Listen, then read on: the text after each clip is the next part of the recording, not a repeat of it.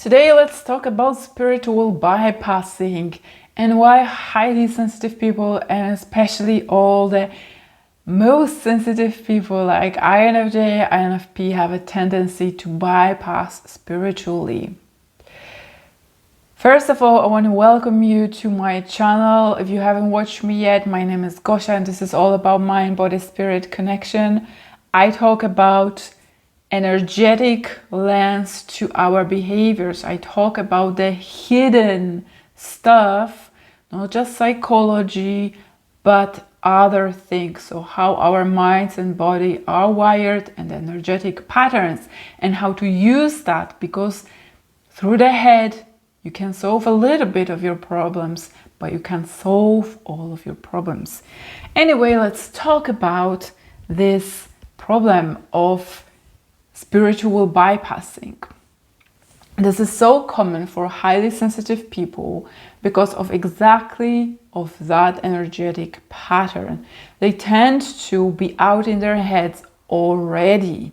Yes, I know you feel a lot. I know you are overwhelmed a lot and may seem like you are feeling it all the time because you're so sensitive, but there is so much more going up here. That's why they can easily access other realms. They can easily access spiritual guides. They can more easily access imagination, creativity. It's all connected to up here, the head upwards. So your two upper chakras, so to speak, are more developed, and there is more going on there in your mind, in your thinking, in your intellect, something that you probably enjoy doing much more.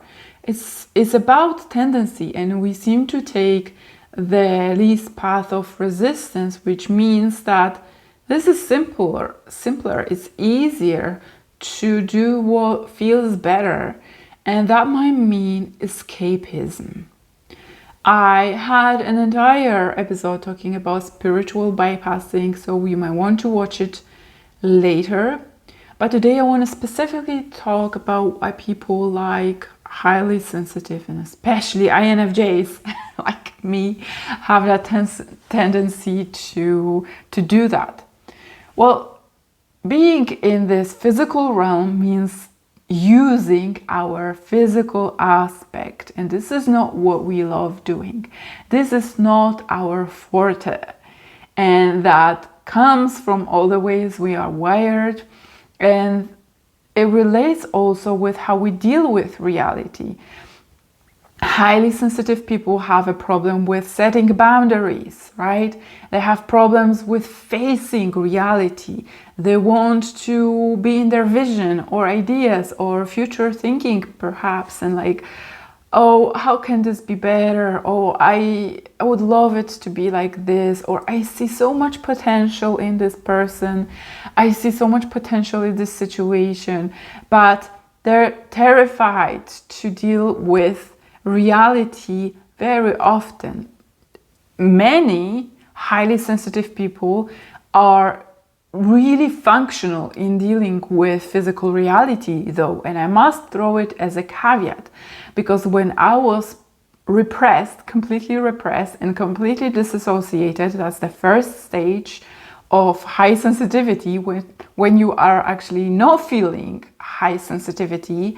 This is when you can push through, you can push against your body, and you can do so much. It's that full sense of endurance that a lot of things are possible, and is usually linked to an earlier stage of our life when we still can access a lot of that original prenatal energy. And well, that can only take us so far, because it's easy to abuse it until you start burning out, and this is when you really start feeling that sensitivity approaching. So I really had to throw in that caveat here, because it might be confusing that sometimes a highly sensitive person can be really, really functional in the way of like being a type A and dealing with our reality, going for things, right? But that's elusive, and that's kind of paradoxical in that way. Anyway, the most typical and the most original to our mind-body construct is that, first of all, this aptitude to, overuse your body and go and be out there can last only so long because of the way we are wired. And this is in the way that is hard to deal with the physical realm. We have to push through, we have to use a lot of control and force. And it may be very hard for highly sensitive people to find themselves. And actually they might feel like, I don't want to be in that physical realm.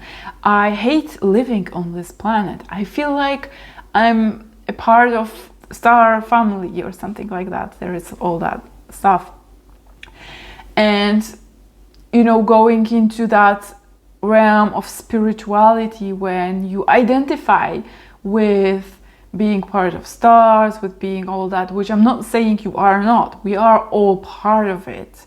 But we have two aspects. We are both physical and we are both spiritual.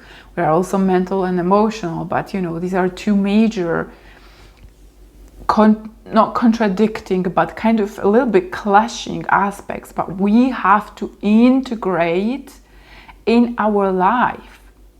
We were brought to this physical realm, talking in very spiritual language, for a reason.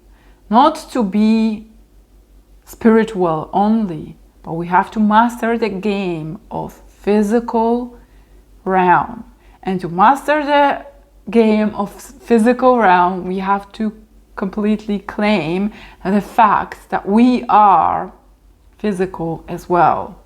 And we have to claim our bodies and fully incarnate into those bodies that we haven't done just yet. This process might last a long time, but this is our task to do. The task is to fully claim our bodies and start acting using this, because only then we can actually access our power.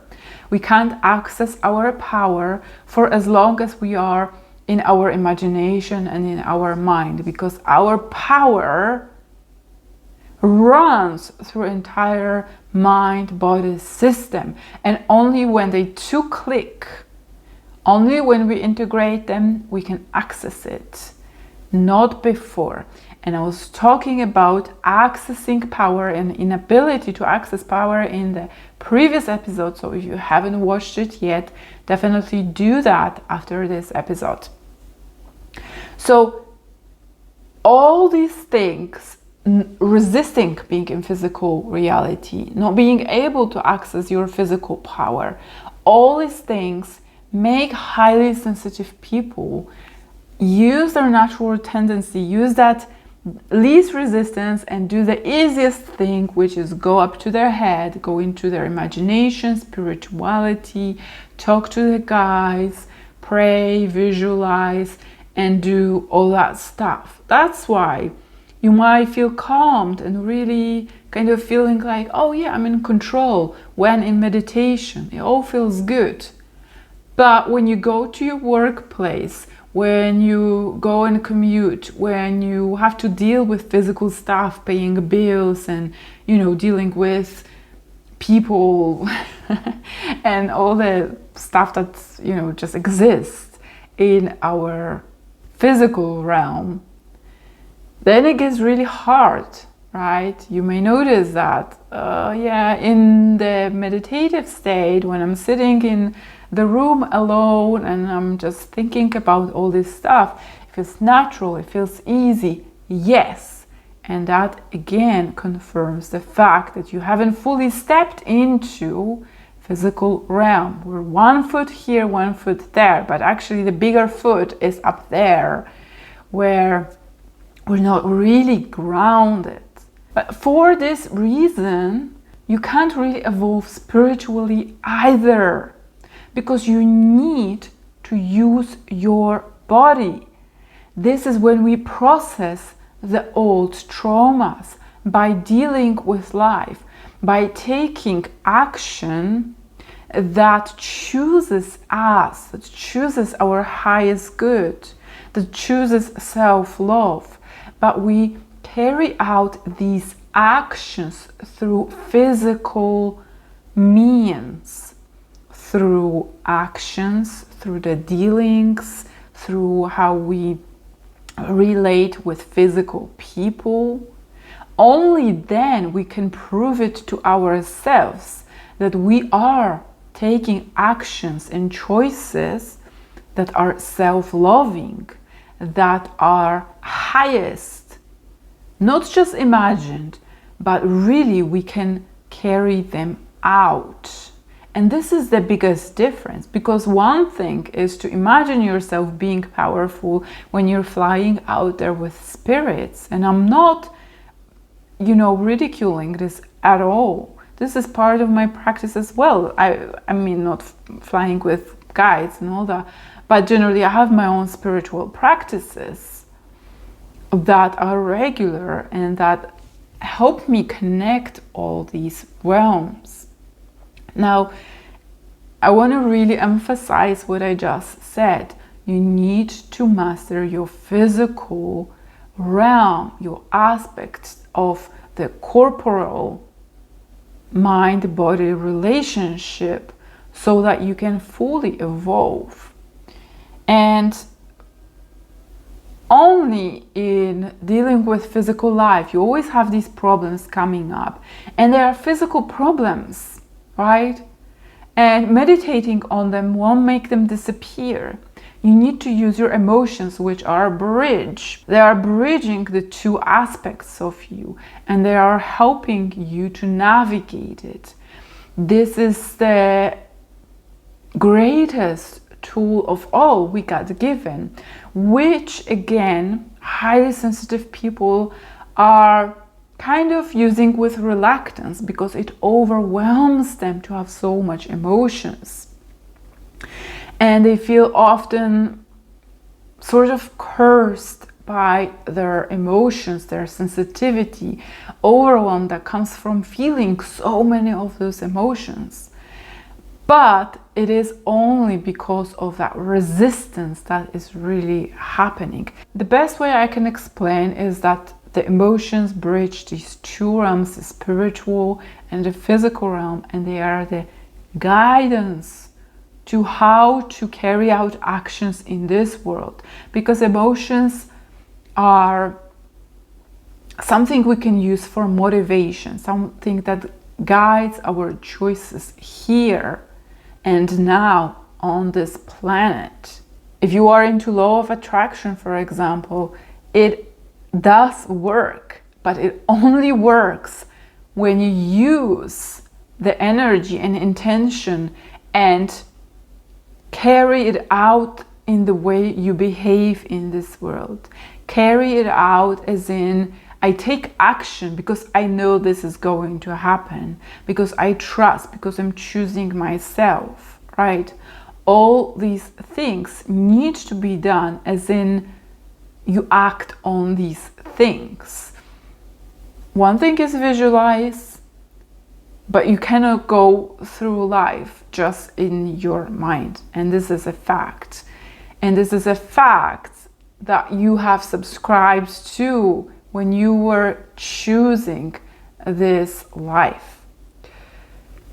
It's a little bit complex topic that I have just thrown on you today, and it's a bit different from the others, but other things that I talk about complement what I just said very well. I talk a lot about using emotions, accessing your power, emotional overwhelm, resistance, for example, trying to control life, and all that stuff that we use as coping mechanisms to avoid doing the actual physical stuff, and integrating the mind and the body. And that's the only way to do it holistically, to be integrated, to come back to your completeness and wholeness and act as such, because you're not just spirit, you're all that you've chose to be.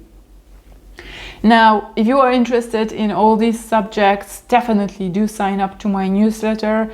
I tend to dive deeper, share journaling prompts, share some exercises now and again. And when you sign up to my newsletter, you will also get my free guide that speaks exactly about how I carry out these actions in the physical realm, based on my highest good, based on my faith, based on self-love, and therefore it compounds in that power. It compounds in integrating the highest intention, the highest motivation into my physical mind and body and into my life.